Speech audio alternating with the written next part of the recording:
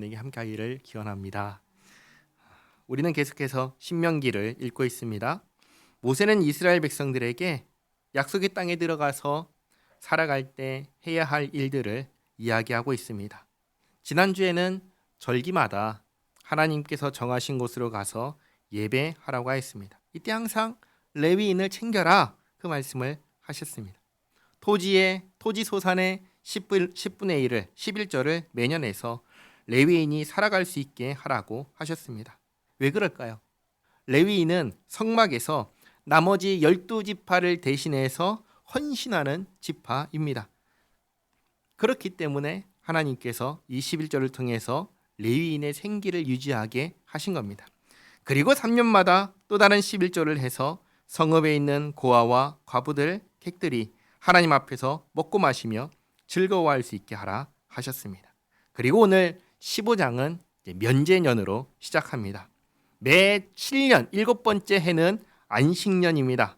네, 7번째 날이 우리가 일주일에 7일 7번째 날이 안식일인 것처럼 7년째 되는 해는 안식년인데 이 안식년을 면제년이라고도 했습니다. 왜냐하면 이 해에 면제할 것을 명하셨기 때문입니다. 1절 말씀 보시면 매 7년 끝에는 면제하라. 면제의 규례는 이러하니라. 그의 이웃에게 구워준 모든 체주는 그것을 면제하고 그의 이웃에게나 그 형제에게 독촉하지 말지니 이는 여호와를 위하여 면제를 선포하였습니다. 이방인에게는 내가 독촉하려니와 내 형제에게 구워준 것은 내 손에서 면제하라. 가장 먼저 무엇을 면제하라고 하시냐면 빚을 면제하라고 하십니다. 누가 진 빚이죠? 이스라엘 형제가 진 빚입니다. 이방인이 아닙니다. 이스라엘입니다. 이들은 형제이고 가족이기 때문입니다. 이방인은 남이죠. 이방인은 이스라엘 백성이 아니기 때문에 면제의 대상이 아닙니다. 그런데 그렇게 해도 아무리 형제고 가족이라 해도 많은 빚을 졌으면 그것을 안 받고 면제한다는 게 쉽나요? 어렵지요. 한두 푼이야지 몇 천만 원을 빚을 졌다고 한번 생각해 보시기 바랍니다. 몇 억을 빚졌다고 생각해 보시기 바랍니다. 그거 어떻게 그냥 안 받고 면제할 수 있습니까? 쉽지 않다는 것을 누구보다 잘 아시는 분이 우리 하나님이십니다. 그래서 하나님께서 이렇게 약속을 하십니다. 4절에 내가 만일 내 하나님 여호와의 말씀만 듣고 내가 오늘 내게 내리는 그 명령을 다 지켜 행하면 내 하나님 여호와께서 내게 기업으로 주신 땅에서 내가 반드시 복을 받으리니 너희 중에 가난한 자가 없으리라. 내 하나님 여호와께서 내게 허락하신 대로 내게 복을 주시리니 내가 여러 나라에 꾸어줄지라도 너는 꾸지 아니하겠고 내가 여러 나라를 통치할지라도 너는 통치를 당하지 아니하리라. 이렇게 형제의 빚을 면제하라 하시는 하나님 말씀에 순종해서 내 손해를 기꺼이 감수하고 면제하면 하나님께서 그만큼 복으로 채워주겠다 약속하십니다. 우리가 하나님을 약속을 지키시는 하나님, 신실하신 하나님이심을 믿는다면 이 약속의 말씀 앞에서 어떻게 할까요? 순종할까요? 불순종할까요? 순종하지요. 그러니까 하나님께 순종한다라는 것은 무엇을 의미하냐면 하나님을 신뢰한다는 증거가 되는 것입니다. 하나님을 신뢰하지 않으면 순종할 수가 없는 것입니다. 이걸 반대로 말하면 하나님을 신뢰하는 사람은 하나님 말씀에 순종하는 사람이라는 것을 또한 알 수가 있습니다. 그 다음 7절에서 하시는 말씀은 형제를 도우라는 말씀입니다. 7절에 내 하나님 여호와께서 내게 주신 땅 어느 성읍에서든지 가난한 형제가 너와 함께 거주하거든 그 가난한 형제에게 내 마음을 완악하게 하지 말며 내 손을 움켜쥐지 말고 반드시 내 손을 그에게 펴서 그에게 필요한 대로 쓸 것을 넉넉히 꾸어주라.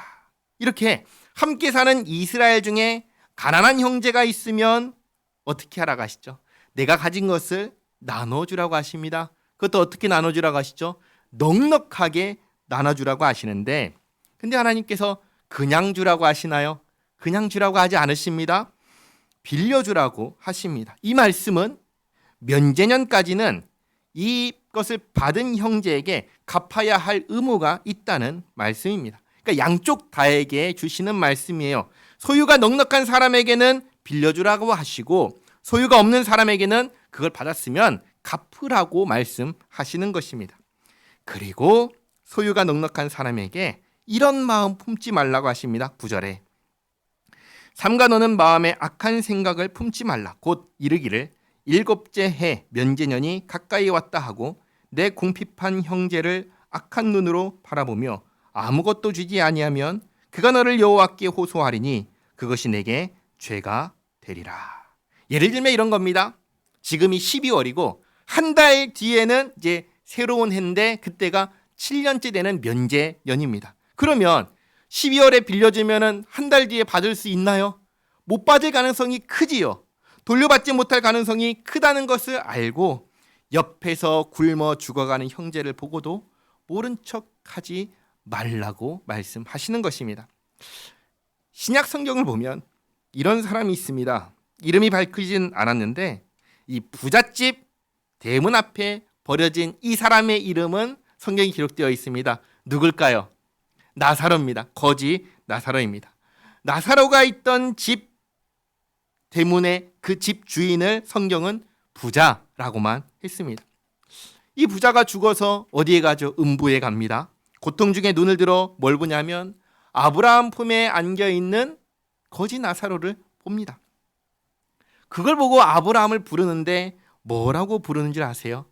아버지라고 부릅니다. 아버지 아브라함이여 하고 부릅니다. 그러니까 자기는 자신이 아브라함에게 속한 사람이라는 그러한 의식이 있었던 것입니다. 생판 모르는 사람이라면 어떻게 아브라함을 향해서 아버지라고 하겠어요?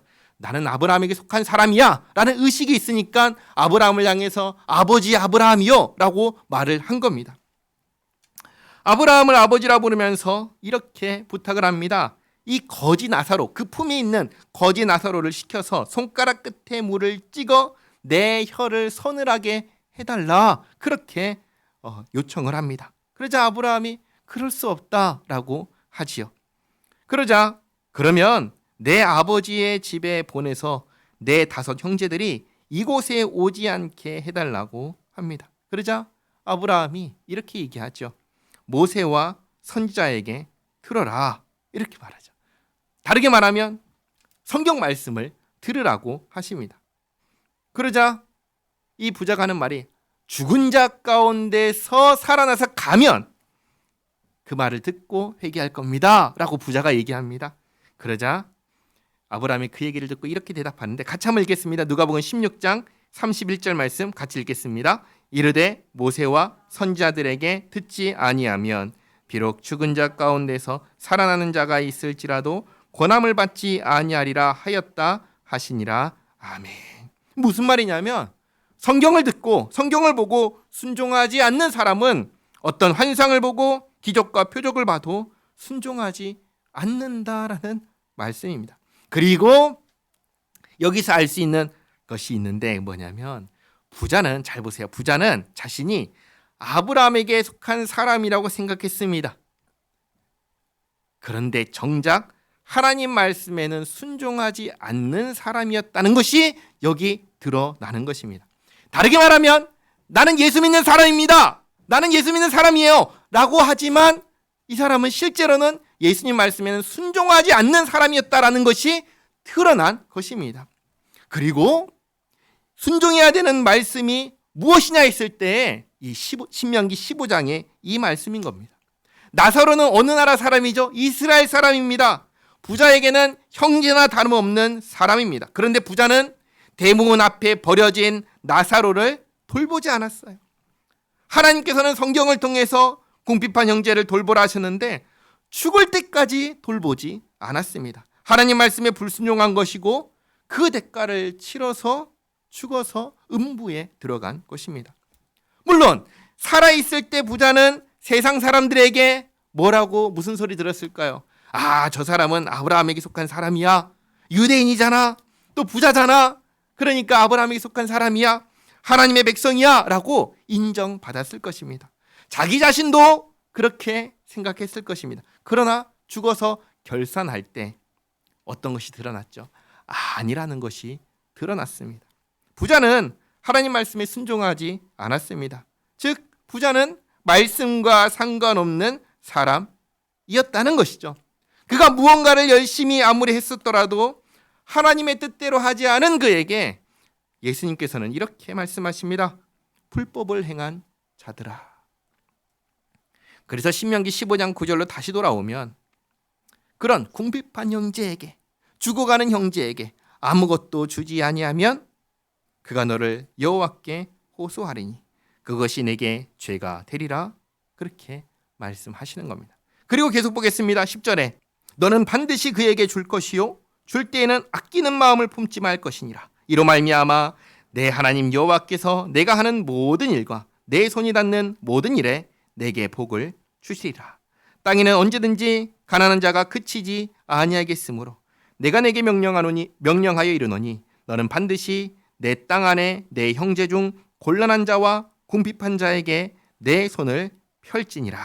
하나님께서 도와줘야 할 범위도 이렇게 정해 주셨습니다. 어디죠? 내 땅 아닙니다. 온 세상 끝까지 나아가서 도와주라고 하지 않으셨습니다. 내 주변입니다. 내가 아는 범위 안에서입니다. 그 범위 안에서 곤란한 자, 궁핍한 자 도우라고 말씀하십니다. 이 면제년과 관련해서 우리가 기억해야 하는 것 한 가지가 있습니다.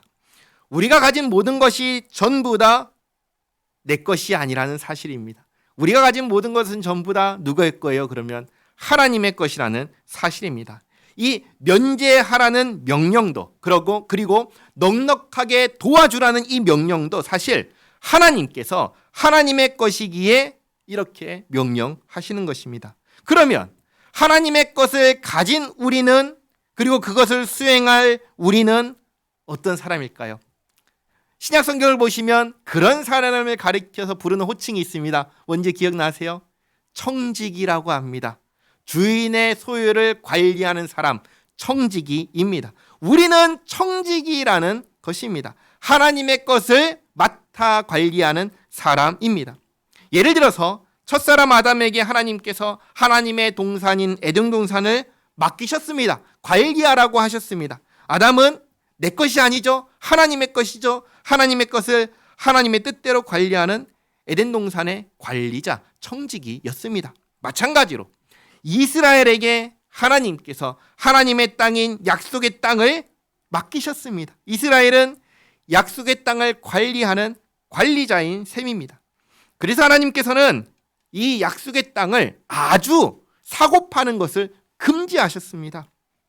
그걸 금지하시면서 이렇게 명확하게 말씀하셨죠. 이 땅은 내 거다라고 말씀하셨습니다. 레위기 25장 23절 말씀 같이 한번 읽어보겠습니다. 레위기 25장 23절입니다.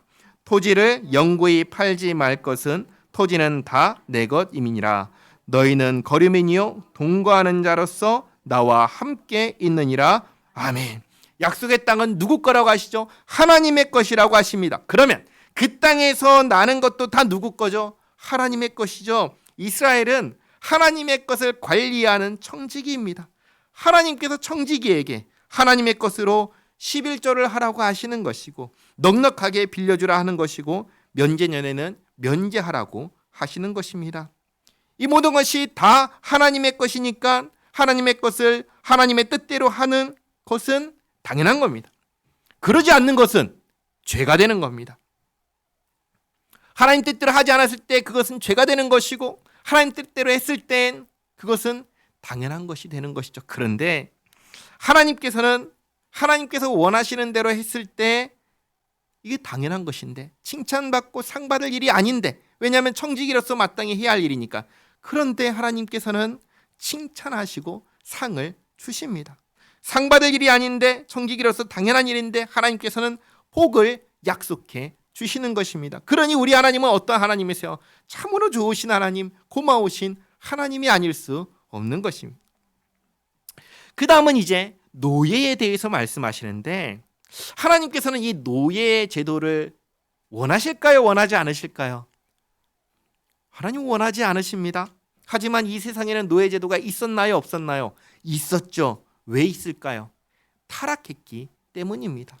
세상 사람들은 하나님 말씀을 듣나요? 듣지 않지요. 공중권세를 잡은 자 사탄의 말을 듣습니다. 이 세상 사람들은 하나님의 백성이 아닙니다. 하나님께서는 그런 그들을 내버려 두셨습니다. 간과하셨습니다. 자기 속에 내오른 대로 노예 제도를 하든 말든 내버려 두셨습니다. 그러나 이스라엘은 누구죠? 하나님의 백성입니다. 하나님의 백성 중에 누구는 주인이고 누구는 노예가 될 수 있을까요? 그럴 수가 없는 것이죠. 모두 다 어떤 존재였죠? 애굽의 노예였습니다. 전부 다 애굽의 노예였습니다. 그러나 하나님께서 어린 양의 피로써 이 노예였던 이스라엘 백성들을 사시고 하나님께서 자기 백성을 삼으시고 자유를 주셨습니다. 그러니 하나님의 백성은 모두 다 하나님 안에서 뭐예요? 자유로운 사람입니다. 노예가 있을 수가 없습니다. 그런데 이스라엘에 이제 노예가 있는 거예요. 왜 있을까요? 이스라엘에 있는 이스라엘인데에 불구하고 노예가 된 사람들은 우리가 생각하는 그런 식의 노예가 아닙니다. 이 사람들은 7년이라는 기간 동안에만 노예 생활을 하는 일종의 계약직입니다. 이런 겁니다.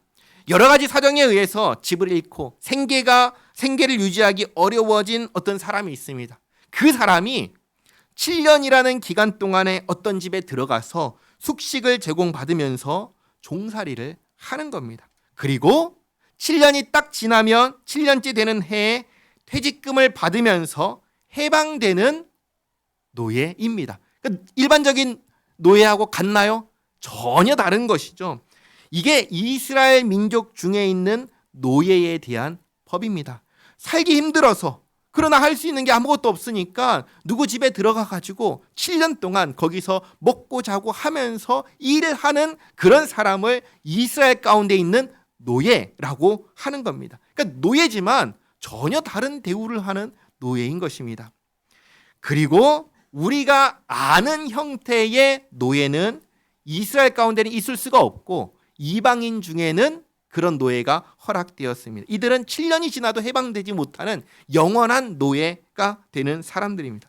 그렇지만 이방인들이 그런 노예를 대우하듯이 그렇게 함부로 대하지는 못하게 하셨습니다. 예를 들면 이방인 노예, 나에게 영원히 종속된 진짜 말 그대로 노예이니까 나는 주인이니까 이 노예를 내 물건 다루듯이 함부로 하면 되냐? 그러지 못하게 하셨습니다. 학대를 해서 상처가 나고 상해를 입으면 풀어주라고 법으로 그렇게 정하셨습니다. 그러니까 최소한 이스라엘 백성들은 이방인 노예를 둘 수 있지만 그들에게 인격적인 대우를 하게 하셨습니다.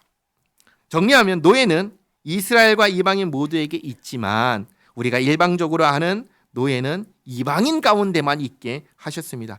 이스라엘의 노예는 전혀 다르게 대우하셨습니다. 이것을 기억하면서 본문을 보겠습니다. 12절 말씀에 내 동족 히브리 남자나 히브리 여자가 내게 팔렸다 하자. 오, 이거 팔렸다고 하네요. 그런데 이스라엘에는 인신매매가 있을까요, 없을까요? 그거 없습니다. 하나님께서 인신매매는 강력하게 금지하셨습니다. 있을 수가 없습니다. 그러니까 이때 팔린 것은 어떻게 팔린 거냐면 스스로를 판 겁니다. 자기가 자기를 판 거예요. 앞에서 말씀드렸다시피 여러 가지로 어려운 상황이라서 숙식을 제공받으면서 종살이를 하려고 스스로를 내어준 겁니다. 이방인 노예하고는 전혀 다른 상황이지요. 그래서 12절 하반절에 만일 6해 동안 너를 섬겼거든 7째 해에 너는 그를 놓아 자유롭게 할 것이요 그를 놓아 자유하게 할 때에는 빈손으로 가게 하지 말고 내 양무리 중에서와 타작마당에서와 포도주 틀에서 그에게 후히 줄지니 곧 내 하나님 여호와께서 내게 복을 주신 대로 그에게 줄지니라. 이렇게 이스라엘의 종은 7년이라는 기간 동안에만 종살이를 하는 것이고 해방될 때에는 퇴직금을 오늘날로 말하면 퇴직금을 아주 넉넉하게 받고 해방될 수 있는 그런 노예였습니다. 15절에 너는 애굽 땅에서 종되었던 것과 내 하나님 여호와께서 너를 속량하셨음을 기억하라. 그것으로 말미암아 내가 오늘 이같이 내게 명령하노라. 종이 만일 너와 내 집을 사랑함으로 너와 동거하기를 좋게 여겨 내게 향하여 내가 주인을 떠나지 아니하겠노라 하거든 송곳을 가져다가 그의 귀를 문에 대고 뚫으라. 그리하면 그가 영구인의 종이 되리라. 내 여종에게도 그같이 할지니라. 그가 6해 동안에 품꾼의 삭새 배나 받을 만큼 너를 섬겼은즉 너는 그를 놓아 자유하게 하기를 어렵게 여기지 말라. 그리하면 내 하나님 여호와께서 내 범사에 내게 복을 주시리라. 다시 말해 퇴직금을 넉넉하게 주는 것을 그리고 보내는 것을 주저하지 말라는 것입니다. 처음 말씀드렸다시피 우리가 가진 모든 것은 하나님께서 주신 것이니 하나님의 뜻대로 하라는 것입니다. 그러면 잘하는 거다라고 하십니다. 그리고 하나님께서는 하나님 말씀에 순종하는 사람에게 복으로 갚아주겠다라고 다시 한번 약속하십니다. 그 다음은 소와 양의 첫 새끼를 하나님께 드리는 것에 대해 말씀하십니다. 19절에 내 소와 양의 처음 난 수컷은 구별하여 내 하나님 여호와께 드릴 것이니 내 소의 첫 새끼는 부리지 말고 내 양의 첫 새끼의 털은 깎지 말고. 소와 양의 처음 난 수컷은 다 하나님의 것이니까 절대로 훼손하지 말고 처음 상태 그대로 하나님께 드리라는 것입니다. 이렇게 드릴 때 20절에 너와 내 가족은 매년 여호와께서 택하신 곳 내 하나님 여호와 앞에서 먹을지니라. 그러나 그 짐승이 흠이 있어서 절거나 눈이 멀었거나 무슨 흠이 있으면 내 하나님 여호와께 잡아 드리지 못할지니 내 성중에서 먹되 부정한 자나 정한 자가 다 같이 먹기를 노루와 사슴을 먹음같이 할 것이요 오직 피는 먹지 말고 물같이 땅에 쏟을지니라. 하나님께 드려야 하는 가축인데 흠이 있어서 드리지 못할 경우에는 하나님께 가져오지 말고 일반 가축처럼 집에서 먹게 하셨습니다. 16장입니다. 1절에 아비월을 지켜 내 하나님 여호와께 유월절을 행하라. 이는 아비월에 내 하나님 여호와께서 밤에 너를 애굽에서 인도하여 내셨습니다. 이 유월절을 지키라고 하십니다. 유월절은 어떤 날이냐면 하나님께서 장자의 죽음이라고 하는 마지막 재앙을 내리신 날입니다. 이날 이스라엘은 장자가 죽었나요? 안 죽고 그 대신에 어린 양이 대신 죽었습니다. 어린 양이 대신 죽음으로 그 죽음에서 해방되었고 또 애굽에서 해방되었습니다. 이스라엘을 구원하신 하나님의 일하심을 기념하는 날이 바로 유월절입니다. 그래서 2절에 여호와께서 자기의 이름을 두시려고 택하신 곳에서 소와 양으로 내 하나님 여호와께 유월절 제사를 드리되 유교병을 그것과 함께 먹지 말고 이래 동안은 무교병 곧 고난의 떡을 그것과 함께 먹으라. 이는 내가 애굽 땅에서 급히 나왔음이니 이같이 행하여 내 평생에 항상 내가 애굽 땅에서 나온 날을 기억할 것이니라. 유월절은 며칠 동안 지키죠? 유월절은 하루 지키는 겁니다. 그 다음 날부터 무교절이 시작되어서 7일 동안 무교절로 지킵니다.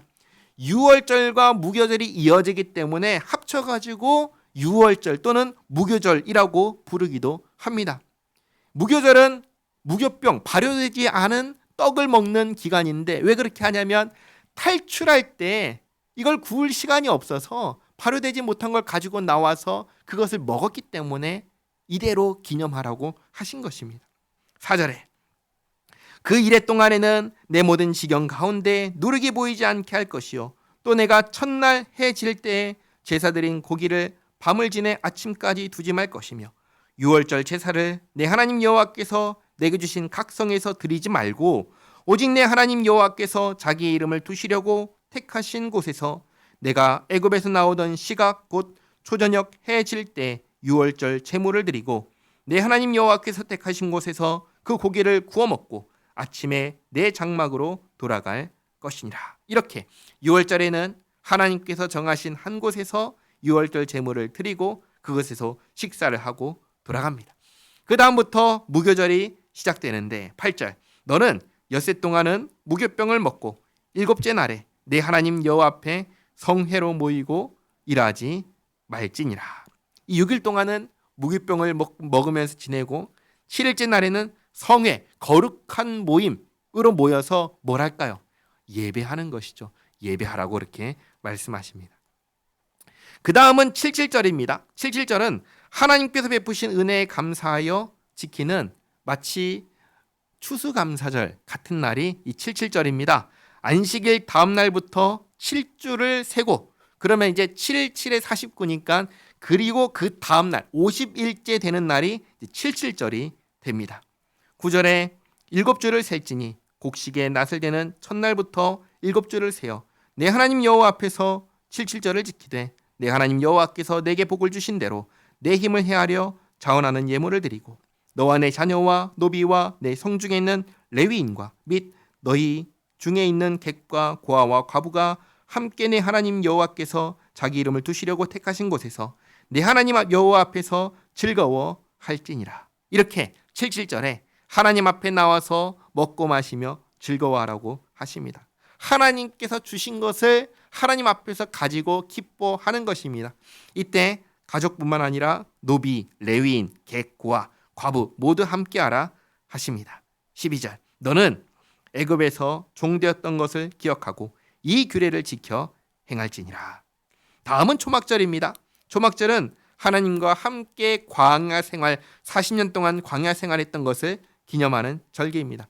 7일 동안 지켜야 되는데 이 7일 동안 집에서 나와서 텐트 생활을 해야 했습니다. 13절에 너희 타작마당과 포도주 틀에 소출을 거두어 드린 후에 이래 동안 초막절을 지킬 것이요 절기를 지킬 때에는 너와 내 자녀와 노비와 내 성중에 거주하는 레위인과 객과 고아와 과부가 함께 즐거워하되 내 하나님 여호와께서 택하신 곳에서 너는 이래 동안 내 하나님 여호와 앞에서 절기를 지키고 내 하나님 여호와께서 내 모든 소출과 내 손으로 행한 모든 일에 복 주실 것이니 너는 온전히 즐거워할지니라.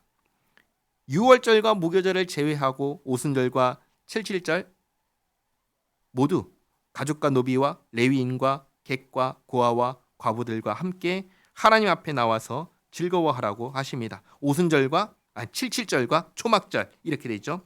이 모든 절기는 다 하나님께서 우리를 위하여 하신 일을 잊지 말고 기억하기 위하여 기념하도록 정하신 절기입니다. 그러니까 사실 너무나 감사한 날이고 축제와 같은 날인데 또 한편으로 생각하면 이게 얼마나 번거로운 일인지 또 모릅니다.